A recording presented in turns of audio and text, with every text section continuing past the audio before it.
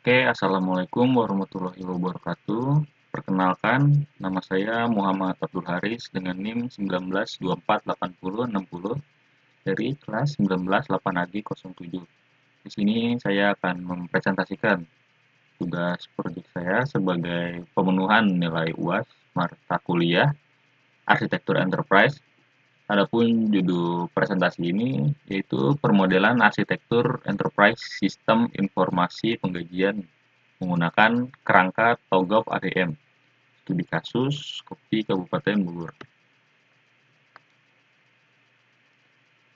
Adapun daftar isi atau topik dari presentasi ini, yang pertama adalah latar belakang masalah, lalu ada tinjauan pustaka atau teori-teori, lalu ada metode penelitian, ada hasil, lalu dilanjutkan dengan pembahasan, lalu yang terakhir itu ada kesimpulan dan saran. Oke, yang pertama kita masuk ke latar belakang masalah. Koperasi Produsen Tahu Tempe atau yang disingkat Kopti Kabupaten Bogor menghadapi tantangan dalam sistem penggajian pegawai mingguan yang masih dilakukan secara manual. Permasalahan ini mengakibatkan proses yang lambat dan menumpuk dokumen, menyebabkan keterlambatan penggajian dan kurangnya efisiensi. Oleh karena itu, diperlukan suatu sistem informasi penggajian yang terstruktur, terintegrasi, dan mendukung proses bisnis yang ada. Melihat dari permasalahan tersebut, TOGAF ADM sebagai kerangka kerja pengembangan arsitektur enterprise digunakan untuk merancang sistem ini secara sistematis dan menyeluruh untuk mengatasi kendala tersebut. Lalu kita masuk ke tinjauan pustaka. Sebelumnya kita bahas dulu apa itu arsitektur enterprise. Enterprise arsitektur atau yang disingkat dengan EA adalah proses mengevaluasi, merancang, mengatur, dan melaksanakan analisis perusahaan untuk secara efektif menggabungkan strategi bisnis. EA dianggap sebagai cetak biru untuk penempatan sumber daya yang optimal dan sesuai target dalam lingkungan TI untuk mendukung fungsi bisnis. Lalu yang selanjutnya di sini ada komponen arsitektur enterprise. Yang pertama itu ada arsitektur bisnis, yaitu menggambarkan proses bisnis, struktur organisasi, dan aliran informasi di seluruh organisasi. Yang kedua yaitu ada arsitektur aplikasi, yaitu merinci aplikasi perangkat lunak yang digunakan untuk mendukung proses bisnis termasuk integrasi antara aplikasi yang berbeda. Lalu ada arsitektur teknologi, yaitu menjanjikan infrastruktur TI yang mendukung operasi dari organisasi seperti jaringan, server, dan platform teknologi. Oke, yang selanjutnya di sini kita membahas tentang TOGAF atau The Open Group Architecture Development Method. Adalah suatu pendekatan sistematis dan terstruktur yang digunakan untuk mengembangkan dan mengelola arsitektur enterprise. TOGAF ADM terdiri dari tahapan-tahapan pengembangan arsitektur enterprise mulai dari preliminary phase hingga requirement management yang memberikan pendekatan siklus hidup penuh untuk pengembangan dan manajemen informasi sistem. Untuk penjelasan lebih rincinya, kerangka kerja TOGAF yang pertama di sini terdiri dari preliminary phase, lalu ada fase A atau arsitektur vision, lalu fase B business arsitektur, fase C yaitu information system arsitektur, fase D yaitu teknologi arsitektur, fase E yaitu opportunities and solution, lalu ada fase F migration planning, fase G yaitu implementation governance, fase H arsitektur change management, lalu yang terakhir requirement management. Untuk penjelasan dari tiap fasenya itu, yang pertama preliminary phase, yaitu persiapan untuk menyusun dan mendefinisikan prinsip-prinsip arsitektur, memiliki tujuan untuk mensukseskan proses arsitektur dengan menspesifikasikan who, what, why, when, and where dari arsitektur itu sendiri. Lalu yang kedua yaitu fase A atau arsitektur vision, yaitu siklus pengembangan arsitektur yang mencakup pendefinisian ruang, lingkup, identifikasi stakeholder, penyusunan visi arsitektur, dan pengajuan persetujuan untuk mulai pengembangan arsitektur. Lalu ada fase 3 atau fase B, business arsitektur, pengembangan arsitektur bisnis untuk mendukung visi arsitektur yang telah disepakati. Lalu fase C atau information system arsitektur yang berisi ERD dan struktur database. Untuk yang kelima atau fase D itu teknologi arsitektur, yaitu arsitektur teknologi yang diinginkan mulai dari penentuan kandidat teknologi yang diperlukan yang meliputi perangkat lunak dan perangkat keras. Fase E atau opportunities and solution yaitu pengembangan baru atau penggunaan kembali sistem yang sudah ada.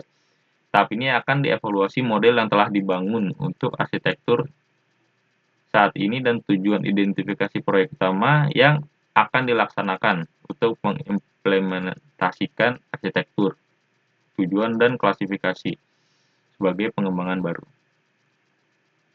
Lalu fase F, migration and planning, yaitu analisis risiko dan biaya untuk memilih proyek implementasi yang bervariasi menjadi urutan prioritas. Fase G, yaitu implementation governance, yaitu pengawasan terhadap implementasi arsitektur. Lalu fase H, arsitektur change management, yaitu penyusunan prosedur-prosedur untuk mengelola perubahan ke arsitektur baru. Lalu yang terakhir itu fase I atau requirement management, yaitu pengelolaan arsitektur sepanjang siklus ada yang berjalan. Oke, yang selanjutnya kita masuk ke hasil yang pembahasan atau penerapan dari TOGAP sendiri di Kopti Kabupaten Bogor. Yang pertama itu preliminary phase, value chain utama Kopti dalam proses penggajian. Aktivitas utamanya itu pencatatan kehadiran, perhitungan gaji, validasi gaji, dan pembagian gaji.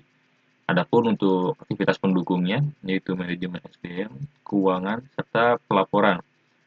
Untuk fase A atau arsitektur vision, visinya itu mewujudkan sistem penggajian yang efisien, transparan, dan modern berbasis teknologi informasi. Misinya itu menyediakan sistem berbasis web yang mudah digunakan, mengurangi keterlambatan proses penggajian, memberikan akses transparan terhadap data kepegawaian dan gaji melalui web yang mudah digunakan.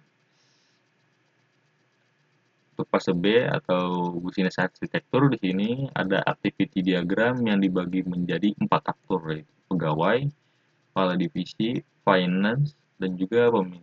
Adapun untuk model proses bisnis utamanya yaitu ada absensi pegawai, ada rekap absensi oleh finance, perhitungan gaji mingguan, validasi gaji oleh pimpinan, lalu yang terakhir ada pembagian dan tanda terima gaji.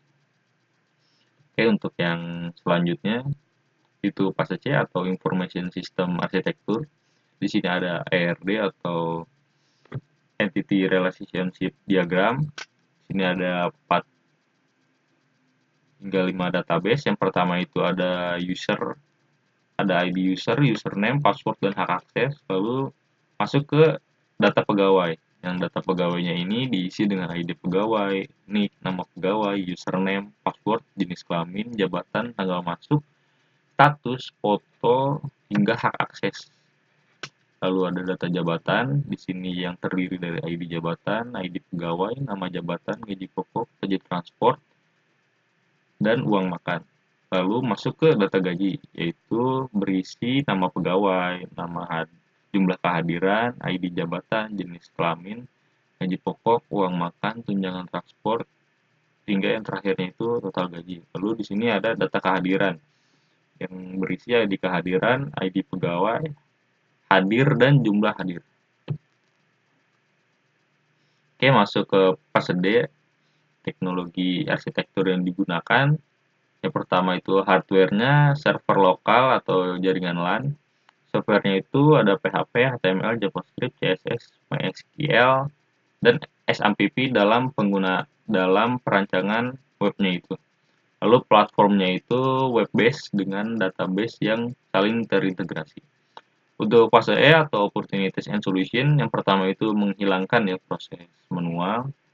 otomatisasi rekap absensi dan perhitungan gaji, lalu penggunaan sistem terintegrasi antar divisi. Lalu fase F atau migration planning, yaitu migrasi ya dari proses manual yang sebelumnya diterapkan ke sistem digital dilakukan secara bertahap. Lalu pengujian sistem, ada pelatihan user, backup data, dan evaluasi keamanan. Adapun implementasi governance, yaitu dibentuknya tim implementasi, SOP dan dokumentasi sistem disiapkan. Lalu pemantauan dan pelaporan berkala setelah penggunaan dari program ini. Oke, ada fase H atau arsitektur change management. Sistem harus dievaluasi sesuai kebutuhan. Feedback user digunakan untuk penyesuaian sistem. Dari feedback user tersebut, siklus pengembangan tetap terbuka untuk pembaruan. Oke, untuk fase I atau requirement management, yaitu kebutuhan user dikumpulkan dari admin, finance, dan pegawai. Adapun untuk fitur-fitur pentingnya yaitu seperti login, rekap absensi, laporan gaji, dan juga cetak slip gaji.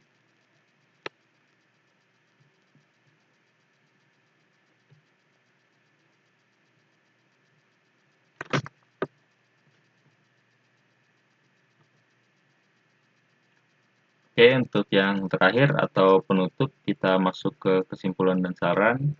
Kesimpulannya, permodelan arsitektur enterprise dengan TOGAF ADM ya pada sistem informasi penggajian pegawai mingguan, Opti dapat memberikan solusi menyeluruh dalam perancangan sistem digital, mulai dari kebutuhan bisnis hingga penerapan teknologi.